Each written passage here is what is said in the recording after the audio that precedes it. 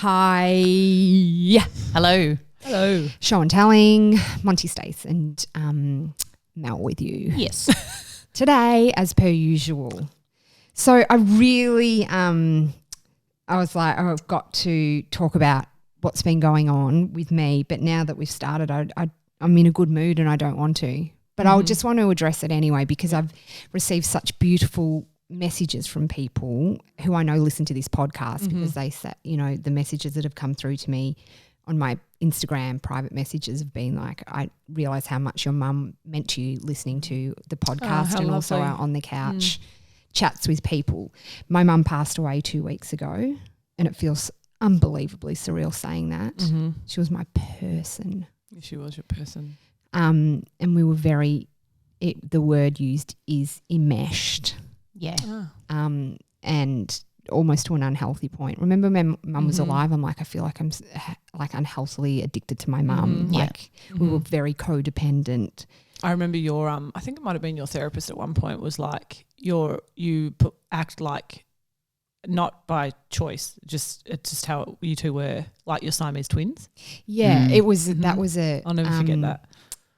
That was a psychic that I went to who I didn't say anything about mum. And she's like, you have a relationship with your mum that would make sense if you were Siamese twins. And when she said that to me, it resonated so much. Yeah. So mum had cancer for a long time and lived a really healthy, amazing life with it for, you know, she was first diagnosed about 9 years ago, and we got rid of it, came back, got rid of it, came back. And then just been managing it. And then earlier this year it kind of took a turn, but she went down very quickly. Yeah, she did. I think there's a lot of shock in there still. It went so quick. Yeah. It just, my mind is, I just can't believe she's gone. And a million times a day I go to call her or message her. And Stace, you and I were saying it's little things like that no one else would care about. That, you know, I'll take Only a photo of my boys and I'll be like, I'll send it to mum. Oh, I can't send it to mum. Yeah. You know, so I realise I'm not taking as many photos of the boys because I don't have that person to share it with now. Yeah. Or things like, oh, mum, use this noodle in this dish. It's amazing. Yeah. Stupid stuff. Things Only mums like, care about. Exactly. And yesterday I didn't work and I had the day off and I was so lonely. I'm so lonely without my mum. Yeah. Even though I've got Sam and my boys and my friends, I'm so lonely. Yeah, it's a big gaping hole in your life, you know. I just feel like yesterday I was lost and I talk to her but I tell her off mainly. How dare you leave me? I'm like, what the fuck, Mum? Yeah, joke's over, Mum. Come back. I know. It's just surreal, but I honestly thought that I was going to have a breakdown when Mum left. I thought I'm not going to be able to live without her, but I am. But it's hard, but I get up every morning and I still check my phone, do things like that, but I am doing better than I thought I would do because I thought I would be in a fucking asylum. Yeah, I think it's a lot of the struggle too is, I mean, obviously being your best friend, watching you from the outside in a lot of ways too, is the lead up to that point was very heavy. Yeah. Like you were not there for a little bit. Like I said to Katie, Monty, on the phone the next day or 2 days later when she was talking like normal again, I said to her, oh, you're there. You're actually there in there. And that when I looked into your eyes, I couldn't see you anymore and you wouldn't look at me properly. Like there was moments in there that I think you were in that space already before she'd passed, that you were gone, like you were somewhere else, obviously for protection, but also I think you were in heavy grief already. Yeah, I feel like I grieved Mum from her diagnosis, and that's the thing is when people get diagnosed with something, you do start to grieve them straight away. And I remember after we got rid of Mum's cancer, like the first time, a year, like she was clear for 2 years, and about a year into it, I took her flowers and I said, I'm sorry, I've been protecting myself because I'm too scared that you're going to leave. You know, so I was with her, but I couldn't be with her because it hurt too much. I'm like, oh, I could come back. And anyway, it did come back, and I truly am living out my worst case scenario right now. Besides my boys, I'm like, fuck, this is actually my worst case scenario. Yeah. But I'm doing it. I like seeing a psychologist, like I'm addicted to her. I'm seeing her every week and have been for a while, and she said, you know, you have done a lot of the hard work already. Because I said, I'm surprised I'm not like completely falling apart. And I think the hard work hit you though so quickly because you went so fast. Yeah. Like that last 7 weeks was hardcore. Well, it was You only didn't have time like to think almost about it. the last month. Yeah. Oh, yeah. You but know, it was like when you were told, oh, she doesn't have much time. Yeah. It instantly started for you and you didn't have any warning really. No, because she was and fine. And now you got time to think about it. You're like, when's it coming? But yeah. And you know what was really interesting about death is how similar it is to having a baby. Yeah. I was saying to Sam, my partner, I said, these feelings, even though they're so fucking unbearable, are so familiar to me, but in a different way. Yeah, right. It was like, you know, when you have a baby, the waiting. So it was like, we knew it was coming with mum. We knew mum was going to pass at the end. It's the same as when you know a baby's happening. It's this waiting. Is it today? Is it today? And that was a similar feeling. And then the baby bubble, I called it the death bubble. And unless you were in it, you were so not in it. And we didn't let people in it unless they were, it was such this fierce bubble, which is how I felt when my boys were born. It was like, bunker down, we're doing this. No one can penetrate it. Yeah. And it just, there's been other things that I'm like, oh my God, this is such a similar feeling. So you get like birth and death. Yes. Like, it's that like cycle of weirdness. It's almost like it's only when death comes up that you realise how human beings don't think about death. Like we have this innate ability to switch off from the fact that we're all going to die. I know. It is so bizarre to me. Because we're delusional. Delusional. Like, life is it's obviously protection, right? If even like this time last year or 6 months ago you had said, oh, on November 20th your mum's going to die, I'd be like, as if. Like, I know. And then it fucking happened. It's happened. Yeah. You know, and I'm like I just am, because I'm in this grief at the moment, I'm like, what's the fucking point of all of this? Yeah, I'm so confused. Because you've been confronted with the end game. Yeah. Where you're like, why are we doing all this when we're just going to die anyway? Like it's a natural process. Like some people think about that more than others. Yeah. But when you're confronted with it, you're like, we do a lot of stupid shit for people who are going to die soon. Yeah. And I'm like we're knobs. We're just like fucking sheep. Oh, let's go to work, pay our bills. Oh, fuck, life's tough. Bit of joy in there. And then we fucking die. Oh, God. Sorry, but that's where I'm at right now. I know. You're allowed to be there. But you know what too? We don't have to end on this, but in saying that, notoriously you've been quite private about this. Like people in your close circle know your mum's been fighting cancer for a long time and you've been fighting it with her, but you very rarely shared anything about it. Yeah. You know, it wasn't an open conversation. Like on a few occasions I said to you, should we sit down and chat about it on camera so that we can reach people? And you're like, nah, not my jam. It just wasn't your thing. And naturally quite private. People probably think they know you, but they don't really know you. And we're all probably quite private really considering the job we do. But when you shared the photo of you and your mum, I was like, oh my God, I just never expected you to do it. Yeah. But on there were so many people who were like, I'm so glad she did that. Yeah. Because it opened up so much for people to come and say, I lost my mum too. I lost my dad too. This is awful. It takes a long time. I'm still in it. Like it just, you know, when you realise like, God, social media can be so powerful sometimes because we're not big lovers of it.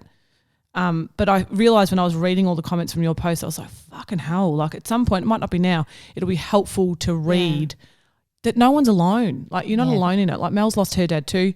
You know, you just, they're the moments that you're like, this is where this is good. Yeah. You know? I did feel really strange posting that. Yeah, I bet you did. Mum. It was very. I think with things that are hugely important sometimes, well, with this, because my mum I was so fiercely protective of her and I had so much hope for that whole time until the very end that you have to. I would talk about it, but when I was feeling more confident about it, like we're going, okay, she's good, you know? And so then when it was going bad, I was like, I don't want to talk about this. It's too much.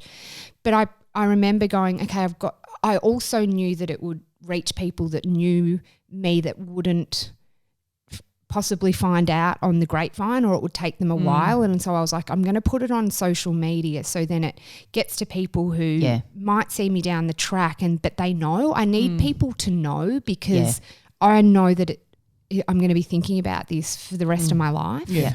And also on top of that, well, you post a birth, don't you? Yeah. Too. But on the same time, posting that and this is so fucking weird, and this is the time that we're in, it made it really official for me that mum was gone. right. Yeah. I'm like, I'm putting this out and letting everyone know now that my mum's gone. And it was really hard for me to do, but it was important. Yeah, totally. And so I get it, because I think we all overshare on Instagram, and you seeing that probably were like, what the fuck, she's gone nuts. But No, it was I didn't. I was really proud of you for doing it, because I really just honestly didn't think you would. As far as a post but like I was that really, can go, really glad you did it, because when I started reading the comments, I was like, yeah, and the This is amount good. of like the comments on that, but the private ones I got too, and I read them when I need to, and I hope I've got back to you, and because it does, it makes you not feel alone, and people have reached out and said, join this Facebook group and do this and do that, and I lost my mum, and it does, like I find like I'm seeking people that have lost a parent, of course. Yeah. but then still in my mind, which everyone who's lost a parent would go, but still my mum Mine's is different. You know, like my mum's gone sooner. Oh no, but I was closer to my mum. Or you know what I mean? Yes. Like it's just still people, and everyone's grief like is different. It's like a fingerprint. My psychologist said everyone's grief is so unbelievably different. The worst thing you can do is not acknowledge it. Yes. I'm reading, okay, and here's for anyone who is grieving or going through, know someone that is, get Cheryl Sandbook's Plan B book. It is brilliant. So Really? she's the COO of Facebook, Yes. Yeah. and her husband dropped dead That's right, yeah. out of the blue. Yeah.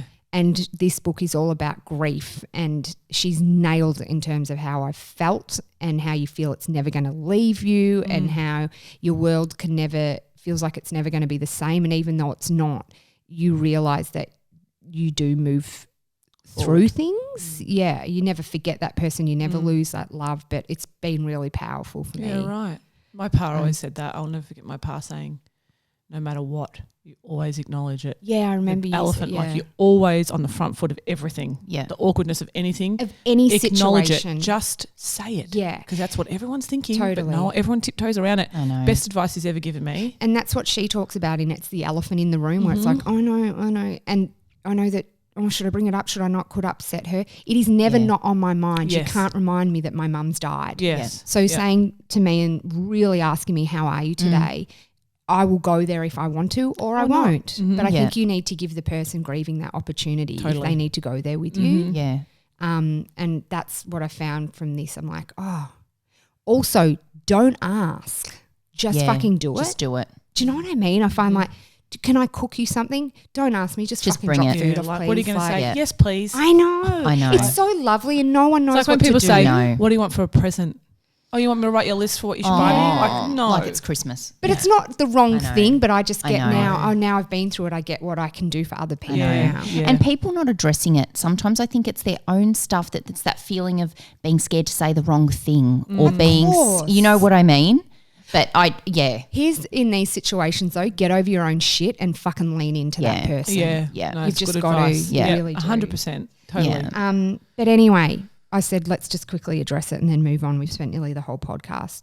I'm not going to talk about it anymore because this is my mental break. Like I've gone back to the radio show. I'm going to do the project on Friday because life is going on, but it's such a mental break for me because I do not want to get out of bed at the moment. I know. But I have to. Yeah.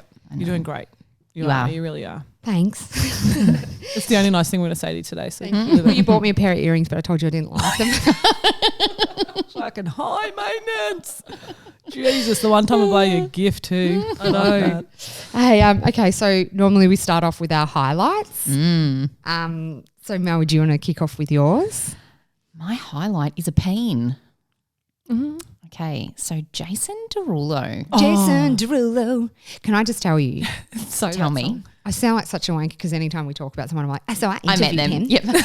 But I did interview him. Yeah. And we were told not to mention the fact that he sings his name in songs. Because he went through a stage, I think there's one or two where he doesn't sing Jason Derulo.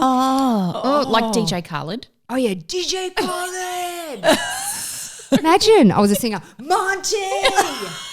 Fucking hell. I know. Jason Derulo. Oh, God, I was you like, sound do not so sing bad. it to him. Please don't do that again. Well, he has posted this picture of himself. I think from memory it's on a beach or something, or it's just a photo Again, I'm shoot. going to have a look at it now. He's wearing on Instagram, and he's wearing like little shorty shorts. It's on like a pool edge with like misty forest in the background. And his body's quite insane. It's amazing. He's in the Cats movie. He got good nick for Cats movie. Oh, yeah. What's the Cats movie? You know, like the musical theatre show Cats. This is so up my alley, right? Have you seen Cats? No, but the movie's been turned into a musical movie. You mean the musical's with been Jennifer turned into Hudson, Jason Derulo, like James Corden, and they've been transformed into Cats. Hardcore. Yeah. Well, for the first time. That sounds shit ass, by the way. Mate, Jennifer Hudson could, like, of course you're going to go watch it. She's singing in it. They're all singing. Was it her mum that got shot in the face? And sister. And brother. nephew. And nephew. Wasn't No. It was the mum, the brother. Was it brother-in-law or brother? No, brother. Mum, brother and nephew. And because it was because her the sister's husband went crazy. Yeah, she lost her whole family. God. Yeah, I know. Awful. Well, so you're not really looking at his abs. You are looking at, in his pants, his penis It's so big. is so big that it's pushed to the side. So basically, if he had to have his... looks like a dildo shoved into his pants. It does. It goes across his other thigh. Like it is the biggest thing I have ever seen. It is. You can even see the mushroom. He's circumcised. Like you can see it that full on. Yeah. And Instagram have taken it down for inappropriate content. And he's like, oh, well, what am I meant to do? My cock's huge. This is what he said. Fuck you, me. Fuck you, mean. Fuck you, mean. Instead of saying, what the fuck you mean? Fuck you, mean. I have underwear on. I can't help my size. Mate, that would tear you. It would split anyone in half. It's so big. Although I was saying before, apparently men who have really big penises when they're flaccid don't. The change in size to when they become erect isn't huge, but a guy that has a smaller or average penis becomes way bigger when it's erect. So you reckon? I mean, even in a fully erect penis, it looks erect in there. It looks erect in there. It's makes me uncomfortable. Do yourself a favor and just look at it. We'll put it on our Instagram. We've got to, because the thing is that Derulo knows that's there. He it's knows. So mortal. Fuck, everyone a narcissist, aren't they? Oh, my dick looks huge in that picture. Let's put it up. Like he's wanting everyone to see his package. He couldn't have put it down. Like if you can imagine this picture, it's off to the side. Do with it? He'd have to put it like under his balls. Yeah, well, he should for it to reach. That's ridiculous. Like he would have had to have done a tuck. That's me. That's him saying, "Look at my body, look at my face, look at my gold chains, and look at my massive." Oh, absolutely. Because he could have had board shorts on, not like they're budgie smugglers, like little short budgie smugglers. Big thighs too. Do you find it attractive though? Not at all. I don't. That makes me nervous. It makes me nervous. Can you imagine that coming at you? Oh, no, thanks. Yuck. Oh my God. See, like chop off his head. I think I'd be into it. Oh, you totally are. This one, Jesus. Yeah, it's the sight. My God. What a sight. Funny. Jason, and somebody wrote, because he said that like underneath it, because he said he's posted, your post goes against our community guidelines, and then you swipe across and then his duty whacker's there. And somebody's written discrimination. I guess what is he supposed to do? But that was, he knew what was going to happen when he posted that. Oh, without doubt. Okay, that's a great highlight of the week. Thanks. What's yours? Oh, so I'm going to change mine because I just saw, and this is like just a bit of, I just couldn't get enough of the Justin Timberlake story. Oh, because I love cheating scandal. I decided not to read because I was like, you know when you like really like people, celebrities, and you're like, if this is true, I don't want to know about it. Yeah, so if you're not up on the story a couple of weeks ago, he was wasted, like off his head wasted, and he's making a movie and it looks like he and the girl from his co-host are holding hands and being inappropriate. Yeah, I saw it. I didn't think it was as bad as everyone was saying. He definitely looked wasted, and I feel like the co-host took him by the hand to go, come on, like you're going to get out of here. Right. I reckon it looked like they were playing a bit of handsies under the table. Well, that's what people are saying, but I couldn't figure out, was it because there was one girl sitting next to him? Yeah. And is that the one that he was apparently doing handsy with? I think she was a black woman. Yeah. Stunning. But then somebody else came and got him, and I'm like, I didn't figure out what No. I think it was him sitting. She was the co-star, I think. So some other girl must have come and bailed him out maybe. Yes, but to me, I don't know. I was like, when you're drunk, like I don't reckon it was that bad. I mean, any time. Like, I honestly could be seen, like, when I'm drunk and if I put my hand, like, chat and put my hand on someone's leg. Yeah, true. I yeah, mean? like a picture. Yeah, like if photo. people watch me, they would probably find that. Yeah. And it's like, well, that's nothing. But, That's I'm true. leaning into them putting my hand on their leg. I think it's more the issue that it's been recurring rumours for a while. Right. Has it? Apparently. Yeah, apparently it's been for a What the fuck are while. people doing filming him in private settings though? Far Oh, it would out. probably be a patron, like, down in the bar. It was like, I think it was a public bar. Oh, a public bar, right. Anyway, he's literally just, while we're recording this, an hour ago, put something up Oh, on has his he? Instagram. Great. Yeah. And this is what he's written. I stay away from gossip as much as I can, but for my family, I feel it is important to address recent rumours that are hurting the people I love. A few weeks ago, I displayed a strong lapse in judgment, but let me be clear. Nothing happened between me and my co-star. I drank way too much that night and I regret my behaviour. I should have known better. This is not the example I want to set for my son. I apologise to my amazing wife and family for putting them through such an embarrassing situation, and I am focused on being the best husband and father I can be. This was not that. I am incredibly proud to be working on Palmer. Looking forward to continuing to making this movie and excited for people to see it. So I reckon he's addressed there that, he was wasted and that's where he fucked up, but he didn't Yeah, cheat. I can't tell though. That sounds guilty to me. Like does a bit. if it was just what the picture shows, Like if he was heavily basically flirting maybe, but nothing this happened. Hand on hand leg. on leg, right? If that's all it was, I wouldn't put out I acted inappropriately. Yeah, Is that but inappropriate? No, he was stumbling. He was clearly the fact that he was intoxicated. shit-faced Yeah. is the inappropriate part. Well, I Yeah. hope it's what he's addressing. I would have been very clear that it was that part. He hasn't been clear He about hasn't been that. clear enough. But no, he said make it no, he does say, but let me be clear, nothing happened between me and my co-star. Yeah, but nothing happened, meaning I didn't bonk her. Yeah. I hope Jessica Biel's okay. Me too. I like her. Imagine how Mate. hardcore their life is right I now. know. Yikes. Makes me nervous. Okay, let's Yucky. do your Oh, my highlight. highlight. God, this is going to sound so ridiculous, but I a couple of weekends ago, I did It was highlight of the week. Why are you going back that far? well, it was last week, I guess. I'm still recovering, so it counts. I did a 24-hour challenge with my people from my gym, and I've been dished up a serve from my brothers and everyone. Like, oh, what are you going to go do with your gym? Like, they got this thing with gyms, but my gym's a different kind of gym. You know, it's like a sporting club more than a gym. It's like not a typical gym. Yeah. And they do really innovative, cool stuff. And the guy who runs the gym did a 24-hour challenge, like a Navy SEAL challenge, where you go and basically, like, we slept for a couple of hours, but then he'd wake you up. Only a with, couple like, of hours. Yep. And then you just do challenges, like physical challenges and some mental. And we had Wayne Swass come and talk about mental health and his journey to mental health. So he's an old North Melbourne player. Yes, he was in the Wayne Carey era and very, very, very good. But he came and talked, and we did like, you know. He's a full-on mental health advocate. He now. is. He created Puck It Up, which is, he started it about 13 years ago, I reckon. But I think he even said it was only in the last 6 years that he finally was like able to be open about his own struggles. And, you know, even as a player, he was heavily addicted to drugs and alcohol. Really? And, Wow. Yep. But he's got kids and all that. And he was, you know, he told some funny stories. But in the end, he was really great because it kind of helps you learn how to, it was more male orientated, which is fine for me because I've got 3 boys. But, you know, so we basically were put through our paces to raise money for mental health, like carrying dinghies down to the beach. And, you know, it was awful. That part was awful. I fucking hate the beach.